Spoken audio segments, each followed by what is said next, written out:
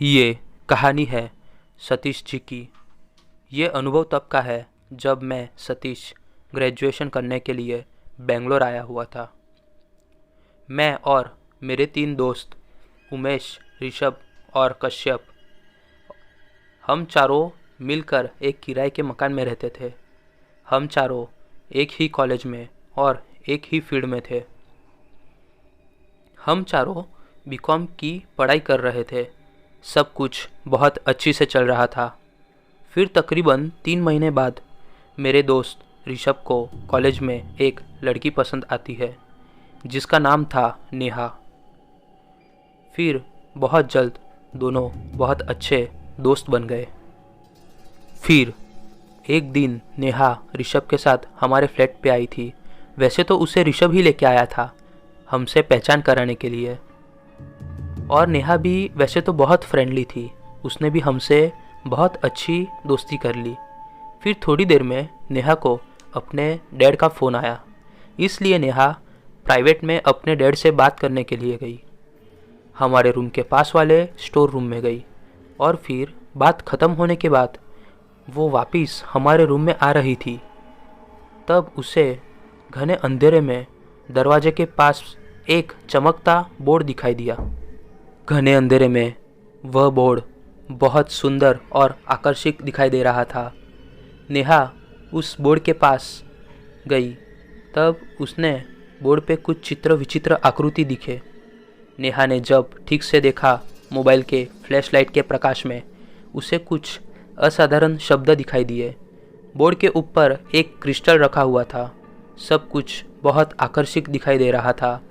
नेहा वह बोर्ड लेके store room से बाहर आई हमारे कमरे की तरफ और हमें वह बोर्ड दिखाने लगी। वह बोर्ड इतना भव्य दिख रहा था कि हम पांचों की नज़र उस बोर्ड पे से हट ही नहीं रही थी। बोर्ड के चारों ओर लाल और पीले क्रिस्टल थे जो बोर्ड की शोभा बढ़ा रहे थे। बीच में एक नीले रंग का क्रिस्टल रखा हुआ था। सोनेरी कलर के बोर्ड के कोटिंग पर कई अजीब सी आकृति लिखे हुए थे। अजीब से काले अक्षरों में कुछ लिखा हुआ था। हमें समझ में नहीं आ रहा था कि ये क्या लिखा हुआ है और ये इतनी आकर्षक चीज़ यहाँ आई कहाँ से। उतने में कश्यप बोला, इसे जहाँ से लेके आए हैं वही रख के आए। यह बहुत भयानक चीज़ है। ये प्लेनचेट है। ये बात सुनकर हम चारों के होश उड़ गए और हम एक दूसरे की तरफ देखने लगे। हम तो यही चाहते थे कि इसे वापस जहाँ से लाए हैं वही रख कर आए, लेकिन नेहा चाहती थी कि उसे यूज़ किया जाए। आखिर उसकी जिद ने हम सबको हाँ करने के मजबूर ही कर दिया।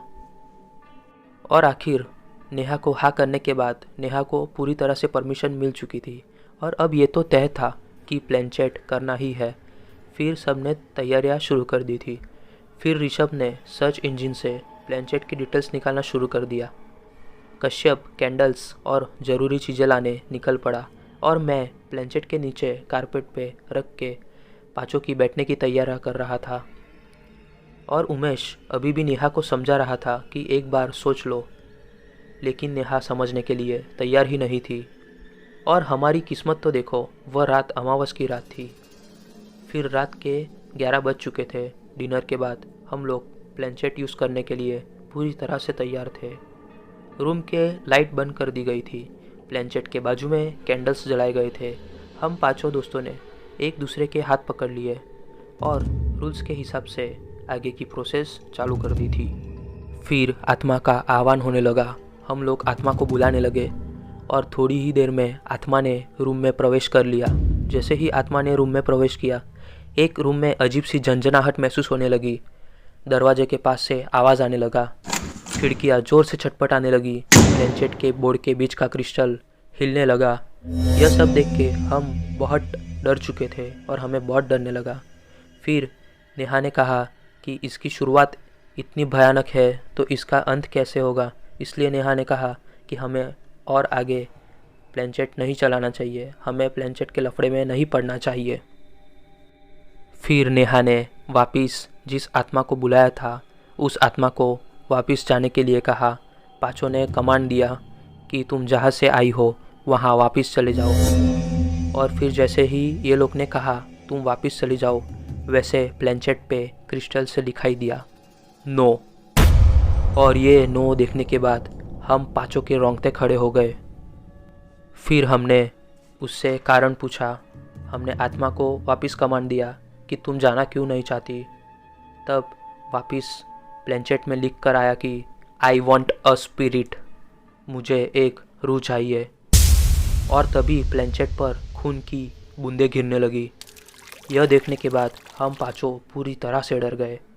और फिर जब हमने ऊपर सीलिंग की तरफ देखा कि खून कहाँ से आ रहा है, तो हमने देखा एक विचित्र भयानक औरत की आकृति सीलिंग से उल्टी लटक कर खड़ी थी और वह खून उसके जबड़े में से निकल रहा था। खून की एक एक बूंदे निकलकर प्लेनचेट के बोर्ड पर गिर रही थी।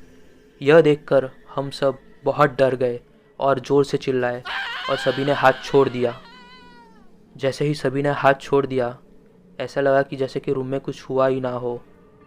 लेकिन वह प्लेनचेट का बॉक्स अभी भी कारपेट पे ही था और वह गवाही दे रहा था कि यहाँ पे सचमुच कुछ हुआ है। बात तो यह थी कि किसी को प्लेनचेट के बारे में कुछ बोलना ही नहीं था। सबको पता था उस वक्त क्या हुआ था, लेकिन किसी को उस टॉपिक के ऊपर डिस्कशन नहीं चाहिए था। उतने में नेहा के डैड का फ़ोन आया और डैड ने कहा तुम अभी तक घर पे क्यों नहीं आई।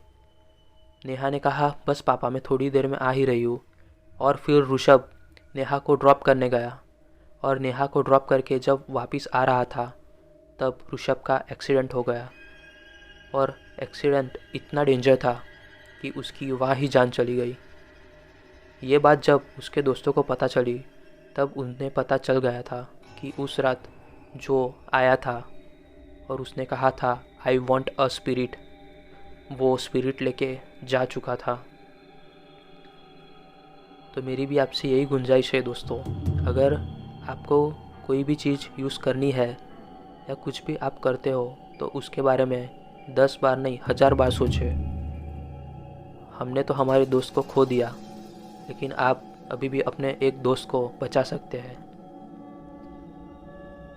आपको ये कहानी कैसी लगी आप हमें कमेंट सेक्शन में ज़रूर बताएं। अगर आपके पास भी ऐसी कोई कहानी हो तो आप हमें kpstoryteller@gmail.com पे भेज सकते हैं। आप हमें इंस्टाग्राम के मीडियम से भी कांटेक्ट कर सकते हैं। लिंक डिस्क्रिप्शन में दी गई है।